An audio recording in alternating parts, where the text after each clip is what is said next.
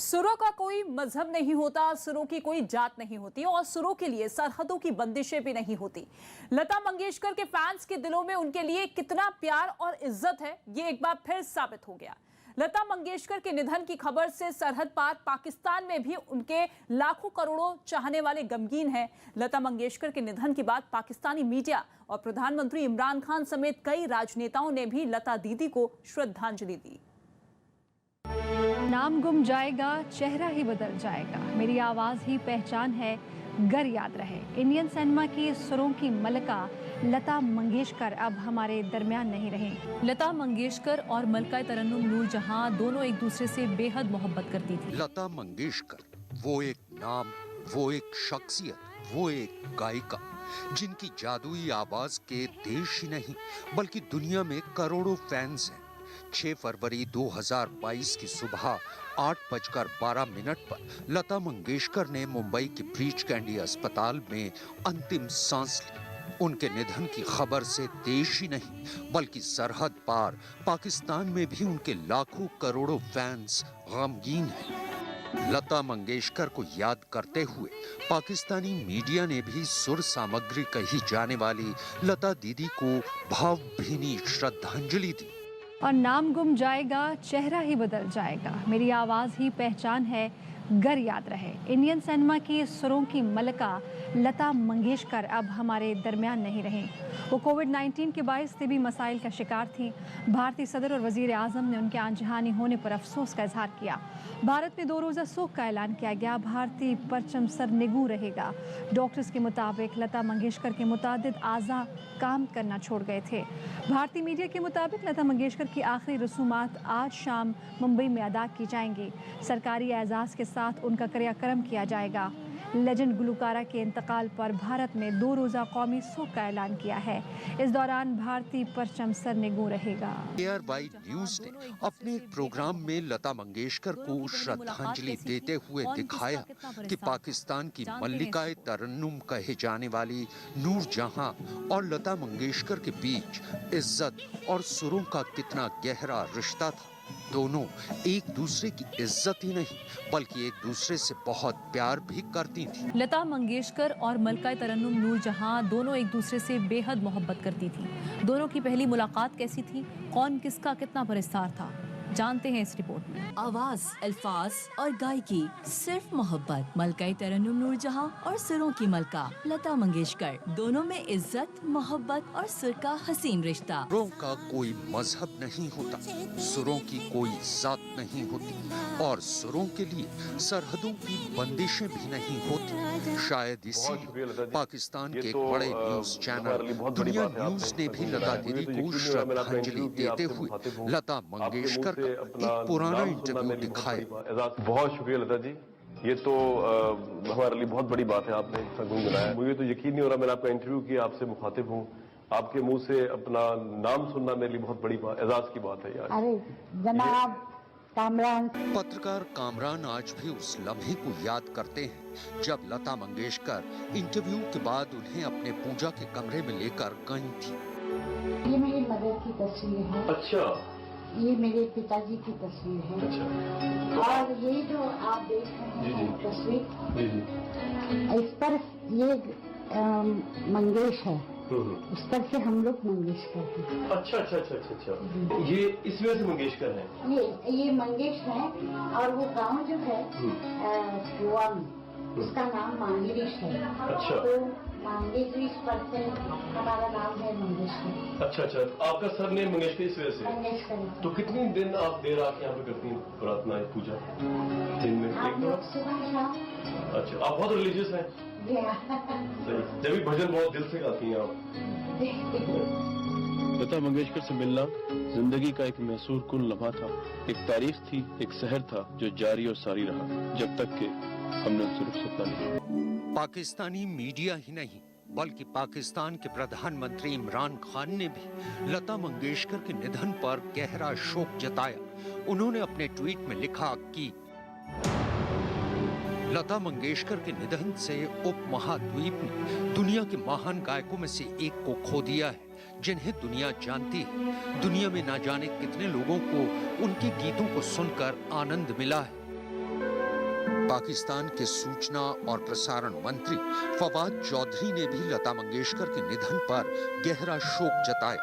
उन्होंने एक ट्वीट करते हुए लिखा कि एक महान शख्सियत लता मंगेशकर अब नहीं रही। लता जी सुरों की रानी थी, जिन्होंने कई दशकों तक संगीत की दुनिया पर राज किया।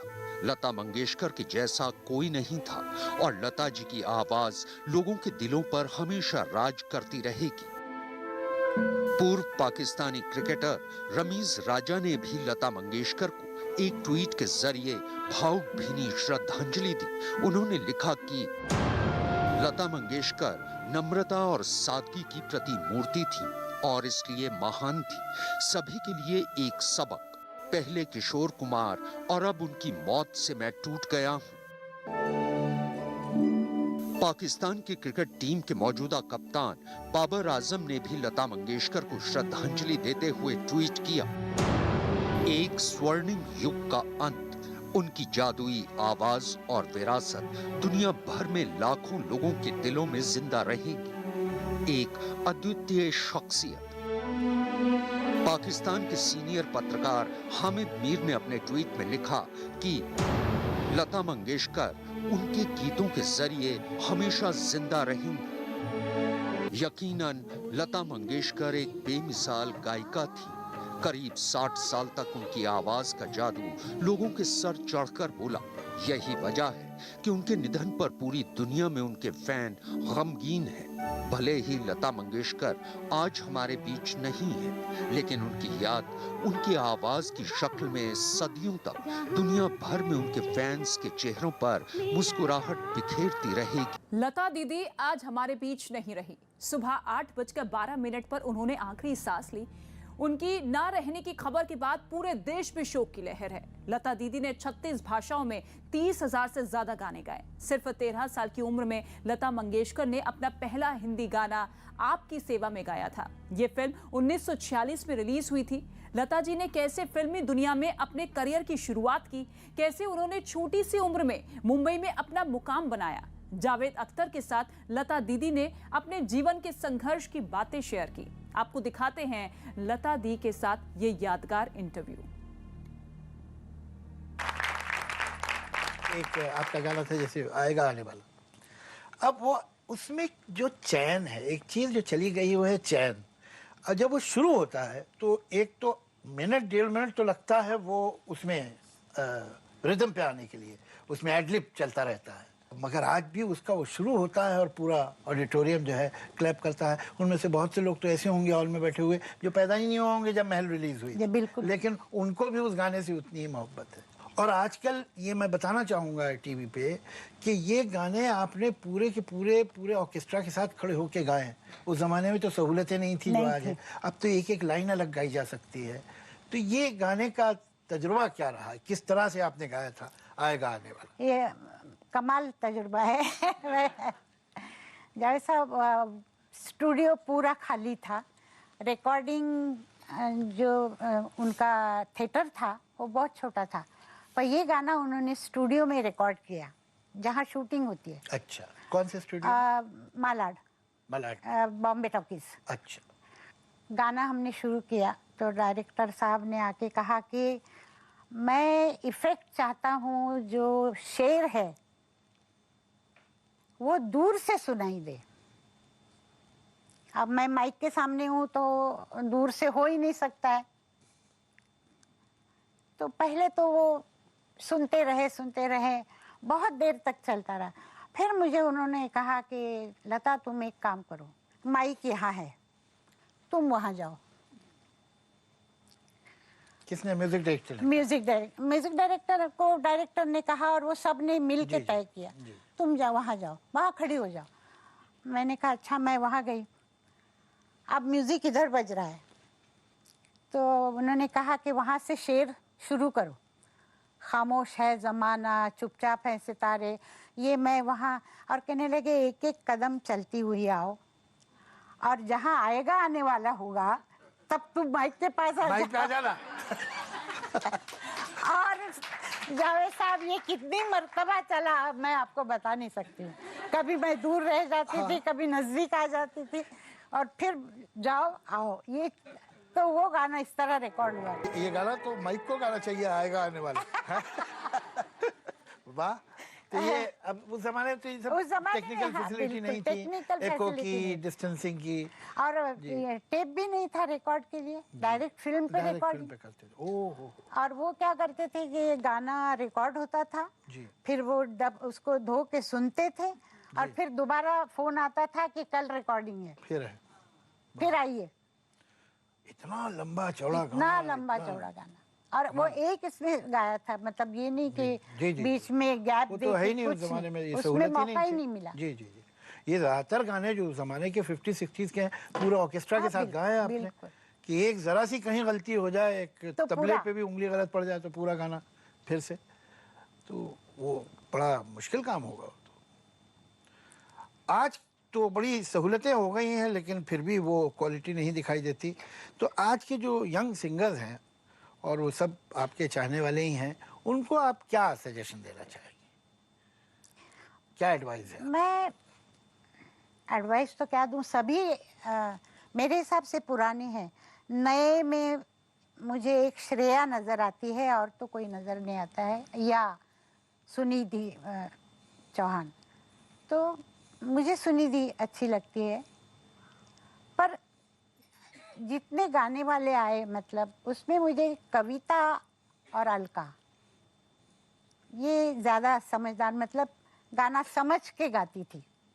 पर कविता शादी करके चली गई, और अलका ने भी मुझे कहा, उस दिन मिली थी तो कह रही थी कि मैं अब ज़रा गाने सुनती हूँ, मुझे अच्छा लगता है तो गाती हूँ, नहीं तो नहीं गाती हूँ, क्योंकि कुछ भी गाना पड़ता है मैं नहीं गाती हूँ। तो अलका ने भी काम कम किया है।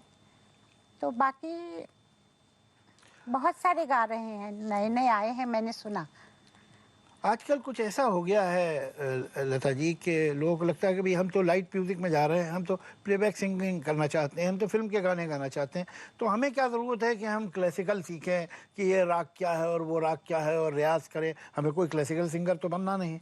आपको ये बात ठीक लगती है? मुझे ये बात ठीक नहीं लगती। इसलिए ठीक नहीं लगती है कि थोड़ा क्लासिकल बेस होना चाहिए। मैं आपको पूछूं कि आप अगर ये कहें कि हम गालिब को नहीं पढ़ना चाहते हैं, ज़ौक़ को नहीं सुनना चाहते हैं, इसको नहीं, और हम कवि बनना चाहते हैं, ऐसा अगर कोई आए तो काफ़ी आए हुए ऐसे। जी, जी। तो क्लासिकल उससे क्या होता है कि आपके सामने कितना भी मुश्किल गाना आ जाए तो आप गा सकते हैं। सही बात। अब हमें थोड़ा सा जो सीखा था, रियाज किया था, उसमें क्या हुआ कि कितने ही क्लासिकल गाने आए, मुश्किल नहीं हुई, गा गए हम। अब एक मुश्किल है कि एक सवाल फिर एक साहब करना चाह रहे हैं, हमारे छोटे भी हैं, दोस्त भी हैं, बच्चे भी हैं, करण जौहर, बड़ा होनहार लड़का है, तो इसका सवाल तो आप सुनिए क्या है। दादाजी, I want to wish you a very very happy and a warm 80th birthday. मैं बहुत फॉर्चुनेट हूँ और I consider myself extremely blessed कि आपने मेरे साथ काम किया, और कभी खुशी कभी गम का दिल, soul, everything was your voice, and I feel honoured that I am even talking about you today. Glad कि मैं इस मकाम पे हूँ कि मैं आपके बारे में बात कर सकता हूँ, and I feel very blessed and very humble that I know you, have met you and have worked with you. Happy birthday and I wish you all the love and happiness. मुझे एक सवाल पूछा गया कि मैं आपसे सवाल पूछूं, मैं ये सवाल आपसे करूं। बहुत सारी एक्ट्रेसेस, बहुत सारी हीरोइंस के साथ आपने काम किया है। मैं जानता हूं कि आप शायद कहना नहीं चाहे, लेकिन if there was one actress that you enjoyed singing for, वो एक एक्ट्रेस जिन्होंने आपका ब्यूटीफुल वॉइस जस्टिफाई किया स्क्रीन पे, तो वो कौन होगी? If you could share that actress's name, it will be great for the actress, I'm sure, and for all of us to know. सबसे पहले तो थैंक यू वेरी मच, आपने मुझे बर्थडे विश किया है, और आप इतने प्यार से मुझसे मतलब प्यार बात कर रहे हैं, मैं बहुत खुश हूँ। आपके साथ काम करके मुझे बहुत खुशी हुई। मेरा गाना फिल्म पे मतलब बहुत सारी आर्टिस्ट थी जिन्होंने गाया है, मैंने उनके लिए, नरगिस थी, मीना कुमारी जी थी, मधुबाला थी, साधना, पर इन सब में मुझे नूतन का बहुत अच्छा लगा। नूतन का एक गाना था मनमोहना बड़े झूठे, सीमा का एक क्लासिकल गाना हीरोइन के लिए, वो भी एक्टिंग के साथ गाना, वो बहुत मुश्किल था। उसमें ताने थी और वो एक ताला था, उसमें उठना मतलब बराबर सम पे आना। उसने तानपुरा भी सही बजाया था। अच्छा। तो फिर मैंने पूछा किसी को, तो बाद में मुझे मालूम हुआ कि वो गाती है, और वो गाती थी और स्टेज पे भी गाती थी। तो उसने जो लिप मूवमेंट दी थी वो बहुत सही थी। हेमंता, उनके साथ बहुत गाने आपने गाए हैं, उनकी म्यूजिक में भी गाए हैं और उनके साथ भी गाए हैं। तो इन सिंगर्स के बारे में आपका इनके साथ गाने का क्या तजुर्बा रहा? एक ज़माना तो था तो आप थीं और रफ़ी साहब थे मेल सिंगर्स में। न जाने कितने आप लोगों ने साथ में गाने गाए हैं, गिन नहीं सकता आदमी। तो आपका उनके साथ किस तरह का एक्सपीरियंस रहा? बहुत अच्छा रहा, बहुत अच्छा। और सभी मतलब सिंगर्स थे जी। वो एक दूसरे को समझते थे हम लोग कि क्या गाना चाहिए, आप क्या गाएंगे तो मैं वैसे गाऊं। मैं पूछा करती थी कि इस तरह आपको, सिर्फ मैं रफ़ी साहब के साथ कभी कभी मैं थोड़ा ये मतलब मजाक ही करती थी कि एक गाने में ऐसा हुआ कि उस गाने में एक जगह थी, खाली जगह थी, तो मैंने एक छोटी सी हरकत सोच के रखी और वो मैंने कही नहीं, और मैं गाती रही।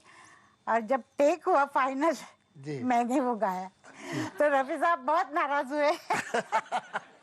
कहने आप गा गई और हमको नहीं मालूम था, आपने पहले गाया तो हम भी गाते हैं। मैंने कहा मैं आपको चिढ़ाने के लिए मैंने किया। एक मैं आपको किस्सा सुनाऊं कि जब पहली मर्तबा हेमंता के साथ मैंने डुएट गाया, हेमंता के साथ से भी पहले एक सुरेंद्र कौर करके सिंगर थी जी। तो वो लंबी चौड़ी मतलब एकदम, तो एक माइक पे गाया जाता था। अच्छा। तो मैं और सुरेंद्र कौर डुएट गा रहे थे, तो मुझे उन्होंने छोटा ये दिया स्टूल, कहने इस पे खड़े होके गाइए ताकि माइक पे। तो मुझे बड़ा गुस्सा आया। मैंने कहा ये क्या हो रहा है, मुझे मतलब ये इतनी लंबी है और मैं इतनी छोटी हूँ। तो उस वक्त तो वो थी, ठीक है। उसके बाद आए हेमंत दादा, अब वो सामने खड़े और इधर मैं, माइक बीच में। तो हेमंत दादा के सामने तो मुझे और बड़ा स्टूल दिया, क्योंकि वो तो 6 फुट थे। अब मैं उस पर खड़ी रही। उस दिन मुझे बड़ा दुख हुआ। मैंने कहा ये एक माइक पे गाना अच्छा नहीं है, या कोई ऐसा सिंगर मिले जो मुझसे छोटा हो। और लकीली क्या हुआ कि हमारे एक मराठी सिंगर थे जी। उनके साथ मेरा डुएट था, तो उनको पार्टनर दिया गया। अच्छा।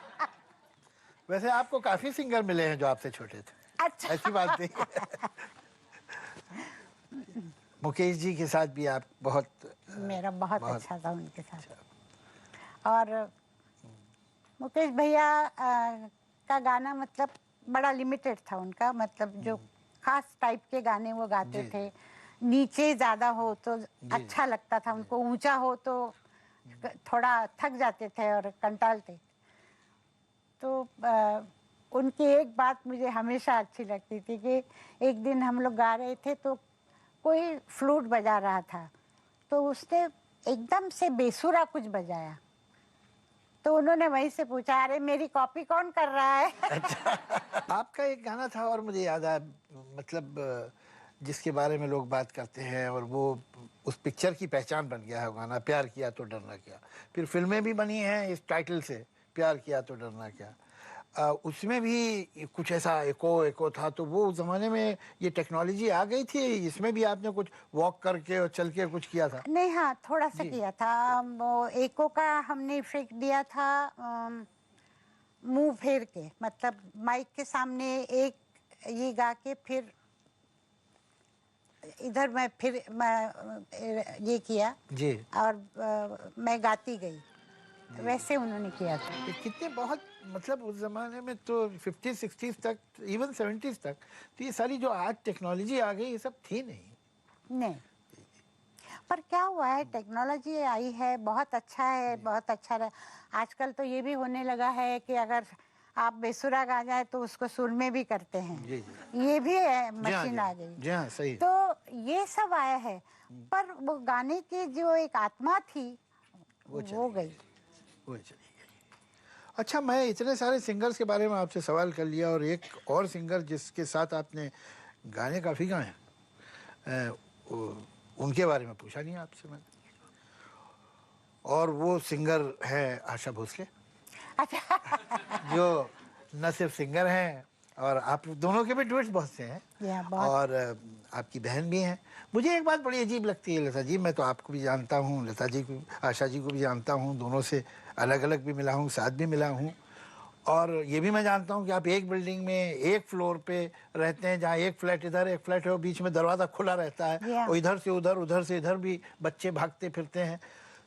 उसके बाद मुझे बड़ी हैरत होती है कि दुनिया में ऐसी बात होती है कि दोनों बहनों में बड़ा एक कंपटीशन है और टेंशन है। मुझे तो कभी दिखाई नहीं दिया। ये गॉसिप कहाँ से शुरू हुई है?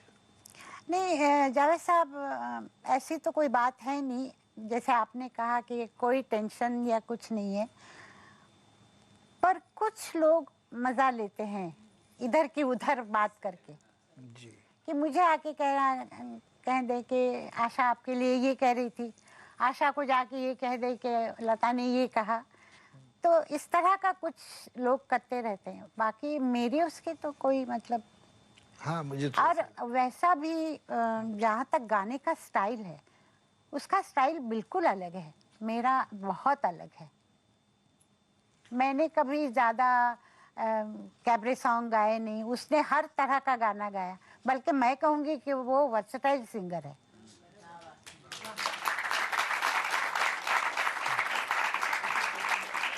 और कितने गाने उसने ऐसे गाए हैं जो अगर मैं गाने की कोशिश करूं तो मैं गा नहीं सकती। क्या कह रही इतने अच्छे गाने गाए उसने। बहुत बड़ी बात है, आपका बड़ापन है, कैसा कह रही है आप। ये बताएं कि एक धुन है, एक शब्द है, अच्छा ये आपको दिया गया, अब आवाज़ जो है उसके मुताबिक ढल जाती है, या ये कि आप जैसा सिंगर जब उसे गाता है तो वो धुन और वो शब्द जो हैं वो उस आवाज़ में ढलते हैं आके। तो कितना आवाज़ जो है एक उन बोलों में या उस धुन में कितना कंट्रीब्यूट करती है और उनको कितना ऊपर उठा सकती है?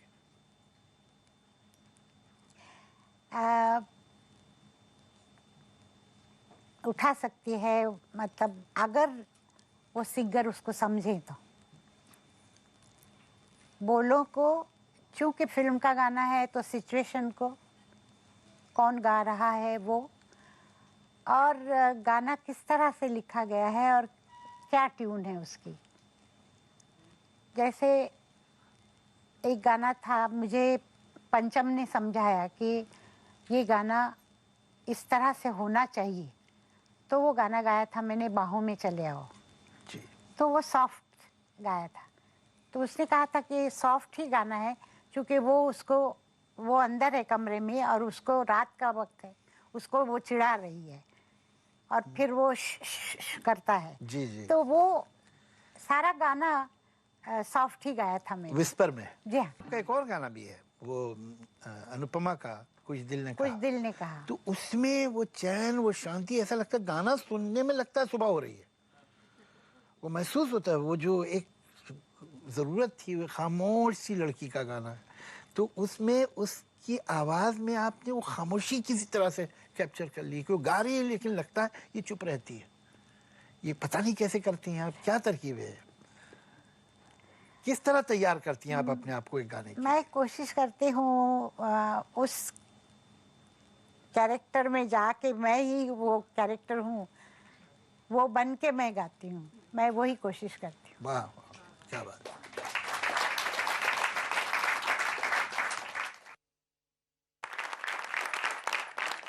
अब एक सवाल हमारे दोस्त ऑस्कर विनर AR रहमान साहब करना चाह रहे हैं, तो देखिए क्या पूछते हैं। Lata ji, I wanted to ask you this question for a long time.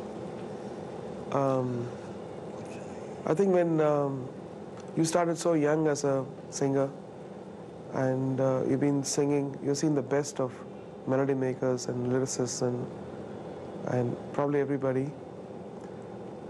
It's so hard to keep sustaining your interest as an artist, and to be excited and to be fired up. But I find that you are still, when you come near the mic, you have that you want to deliver the best. How do you get that?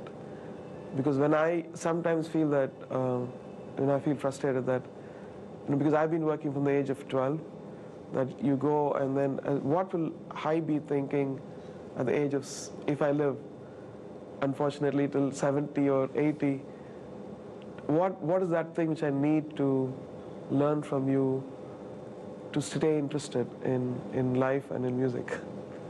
अच्छा सवाल है, अच्छा सवाल। बड़ा मुश्किल जी सवाल जी, है। कि आप इतने बरस बाद भी जब आप माइक पे जाती हैं तो आपका जोश, आपका फोकस, आपका इंटरेस्ट वही होता है। कहते हैं भाई मैं तो इतनी उम्र तक पता नहीं मैं आगे मैं ये इतना इंटरेस्ट और इतना मैं जोश अपने में रख पाऊंगा कि नहीं रख पाऊंगा, और क्या तरकीब है उसे रखने की। रहमान साहब, आपने मुझे पूछा, हालांकि बहुत मुश्किल सवाल लग रहा है मुझे, पर इतनी उम्र तक मैं जो गा रही हूँ, एक बात ज़रूर है कि मुझे गाने से बहुत लगाव है और गाना ही मैं अपनी लाइफ समझती हूँ।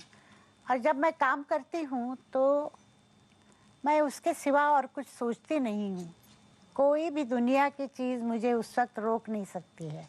मैं उसी में ढल जाती हूँ बिल्कुल और काम करती हूँ, और वही चीज़ है। और भगवान की देन है, माँ बाप का आशीर्वाद है कि मुझे वो पीछे से धक्का मारते हैं और मुझसे करवाते हैं वो काम। और मुझे उम्मीद है कि, बल्कि मुझे यकीन है कि मैं यही कहूँगी कि आपने जो कहा कि आप क्या करेंगे, मुझे विश्वास है कि आप ऐसा ही काम करेंगे। और आप, अभी तो मैं 80 हूँ, आप 100 साल तक ऐसा काम करेंगे। मगर ये तो लता जी मैंने भी देखा है। खैर मैं अपने को एक मामले में बड़ा खुशकिस्मत समझता हूँ कि दो सिंगर्स जिनको मैंने हमेशा एडमायर किया, लता मंगेशकर और मेल सिंगर्स में किशोर कुमार, मैंने अपनी ज़िंदगी में जो पहला गाना लिखा तो वो आप ही दोनों ने गाया। अच्छा, देखा है ख्वाब तो ये सिलसिले हुए, वो मेरी ज़िंदगी का पहला गाना था और वही दो सिंगर्स ने मेरा गाना गाया। और आपके साथ काम करने का मुझे मौका बहुत बार मिला और बहुत से गीतों में, लेकिन ये मैं चुपचाप आपको ऑब्ज़र्व करता था जब आप ये गाने रिकॉर्ड हो रहे थे। आपको मैंने देखा है कि हर गाना आप इस तरह से लेती हैं कि ऐसा लगता है कि ये आपको लाइफ में पहला गाना मिला है और इससे ही आपको ब्रेक मिलेगा। तो ये जो आपका फोकस है, वाकई ये तो सीखने वाली बात है कि इतनी कामयाबी, इतने नाम के बाद भी इंसान अगर अपने काम से इतना वफादार हो और इतना फोकस रखे तो और बहुत बड़ी इज्जत की बात है। बहुत मुझे हमेशा जावेद साहब डर लगता है, जब भी मैं गाती हूँ तो मुझे ये लगता है कि कोई ये ना कहे कि नहीं गा सकी जैसा हमने चाहा। वो मुझे बहुत डर लगता है और इसीलिए मैं कभी भूलती नहीं हूँ कि इस बात को नहीं होने। नहीं तो क्या होता है, लोग कई मर्तबा सोचते रहते हैं कि वहाँ क्या हुआ है, घर में ये हुआ है, वो हुआ है। वो मैं नहीं सोचती हूँ। मैं आपको एक किस्सा सुनाऊँ कि मैंने कभी किसी को बताया नहीं। पुरानी बात है, मैं वाल्केश्वर रहती थी उस वक्त। एक दिन सुबह मैं तैयार होके, शंकर जयकिशन का मेरा गाना था, और मैं तैयार होके बाहर आई कमरे से जाने के लिए, तो दो आदमी बैठे हुए थे। तो मैंने पूछा कि क्या काम है। कहने लगे हम इनकम टैक्स के लोग हैं और आपका इनकम टैक्स का कुछ प्रॉब्लम है तो हम ये करेंगे वो करेंगे। मैंने कहा इस वक्त तो मुझे जाना है, आप क्या करेंगे वो आप करते रहिए, क्या चाहिए आपको। तो कहने लगे अगर आप ये नहीं कर सकते हैं तो हम आपकी गाड़ियां हैं वो लिखवा लेते हैं आपसे कि हमारी है वो, जब तक आप पैसे नहीं भरते हैं। मैंने कहा अभी मैं स्टूडियो जा सकती हूँ उस गाड़ी से? कहने हाँ जा सकते हैं, पर आप लिख दीजिए। मैंने लिख दिया दोनों गाड़ियाँ, और मैं गाड़ी में बैठ के गई। पर ये बात मेरे दिमाग में बिल्कुल नहीं थी। मैंने जाके गाना गाया। आपको ताज्जुब होगा कि मैं गाने के बाद शंकर जयकिशन, हसरत जयपुरी और शैलेंद्र सब फूल लेके आए मेरे लिए कि इतना अच्छा गाना हुआ। मतलब मेरे काम में उसका ये नहीं हुआ। और कोई होता तो ये सोचता कि इनकम टैक्स ने मेरी गाड़ियाँ लिखी हैं। जी जी बिल्कुल सही। पर मुझे बिल्कुल छूता भी नहीं ऐसे वक्त पे जब मेरा काम होता है। क्या बात, क्या बात। रानी मुखर्जी आपसे कुछ पूछना चाहती हैं। अच्छा तो देखिए, अब फिल्मों की रानी, सुरों की महारानी से क्या पूछती हैं? अच्छा। नमस्ते लता जी, आपको आपके जन्मदिन पर बहुत बहुत शुभकामनाएं। मैं सिर्फ आपसे एक चीज़ पूछना चाहती हूँ लता जी कि आजकल आप ज़्यादा गाने गा नहीं रही है, लेकिन आप मेरी अगली फिल्म के लिए आप मेरे लिए प्लेबैक सिंगिंग करेंगी? रानी जी, सबसे पहले तो बहुत बहुत शुक्रिया, आपने मेरे बर्थडे पे शुभकामनाएं दी हैं। आप पिक्चर बना रही हैं और आप तो मेरी बहुत फेवरेट आर्टिस्ट हैं। मैं बहुत पसंद करती हूँ आपकी एक्टिंग। हालांकि आजकल आप कम आ रही हैं फिल्मों में, तो कोई खास वजह है या नहीं मालूम नहीं। जहाँ तक गाने का सवाल है, मैं ज़रूर गाऊंगी। सिर्फ मैं ये देखूंगी कि गाने कैसे बने हैं।